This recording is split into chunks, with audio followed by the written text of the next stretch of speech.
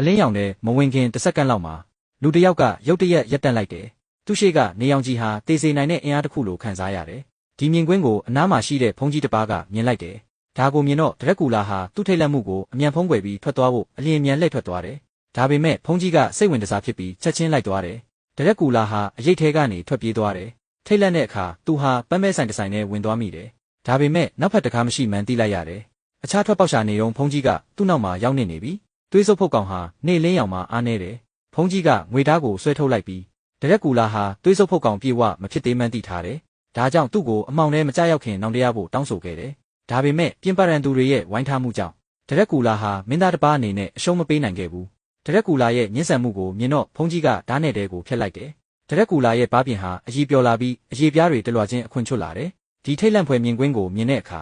လူအုပ်ကြီးဟာဒရက်ကူလာဟာတကယ့်နဲ့ဆိုးရဲ့ပုံစံဖြစ်တယ်လို့ယုံကြည်လာကြတယ်မြို့သူမြို့သားတွေနဲ့စစ်သားတွေကသူ့ကိုဝိုင်းရံပြီးမိတို့တွေကိုမြောက်ထားကဒရက်ကူလာကိုမိရှို့ဖို့ကြိုးစားတယ်အစိတ်ပြင်းတဲ့စကားလုံးတွေနဲ့တိုက်ခိုက်မှုအောက်မှာမိတို့တွေဟာပန်းမဲဆိုင်ထဲကိုပြစ်ပေါက်ခံလိုက်ရတယ်မိကြံတွေကြီးထွားလာတာနဲ့အမျှလေထဲမှာပြာနံ့တွေလင်းမြန်စွာပြည့်နှက်လာတယ်ဒရက်ကူလာရဲ့သွေးစုပ်ဖုတ်ကောင်ဖြစ်လာဖို့ဆုံးဖြတ်ချက်ဟာတကယ်တော့မဖြစ်မနေလိုအပ်ချက်ကြောင့်ပဲဒါဟာကျူးကျော်လာတဲ့ရန်သူတွေကိုခုခံဖို့အတွက်သာဖြစ်ခဲ့တာပါ